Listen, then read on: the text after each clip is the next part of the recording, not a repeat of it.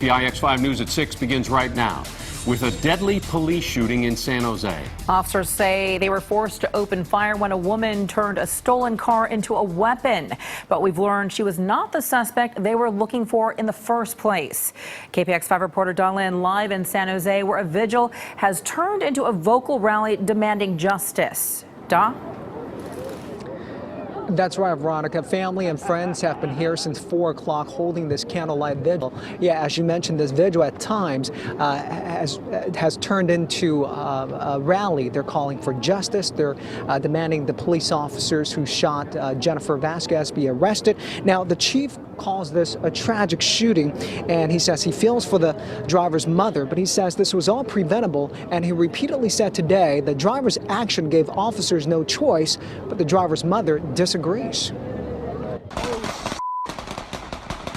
Cell phone footage captured the moment San Jose officers fired their guns at Jennifer Vasquez, who went by Jenny.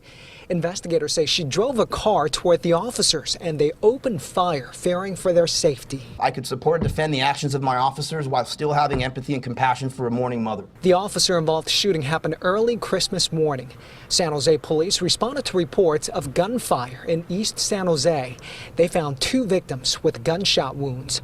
The chief says a witness pointed officers to a white car as the suspect's vehicle. Officers try to stop it. He says the driver led them on a high-speed chase. During the chase, the plate came back as a stolen car. The chief says officers also learned the suspect who shot the 2 victims earlier was involved in other previous shootings. The chase came to a stop after the car crashed into a fence. Police say the driver and passenger refused to surrender.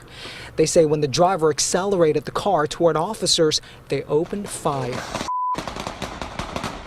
One bullet also hit a female passenger, but she'll live. The chief now says the 2 women were not involved in the initial shooting, and the witness might have pointed at the wrong car. I stopped short of the mistaken identity type of issue. No, they weren't the suspects in the shooting, but also, had they not been in a stolen vehicle, had they not led police officers in a high-speed pursuit, had they not tried to ram officers' cars, we wouldn't be here today. Vasquez's parents call it an unjustified murder.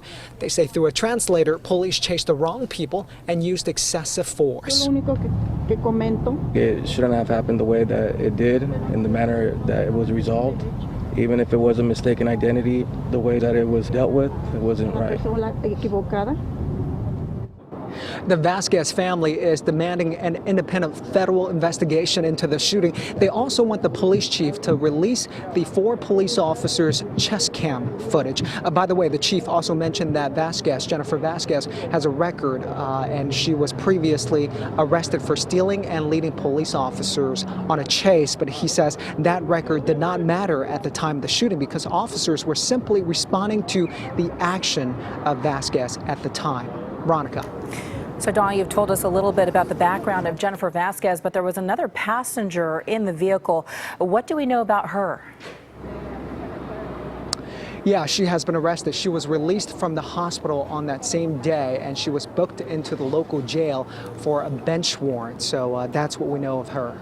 All right, Dawn Lin live for us tonight in San Jose. Dawn, thank you.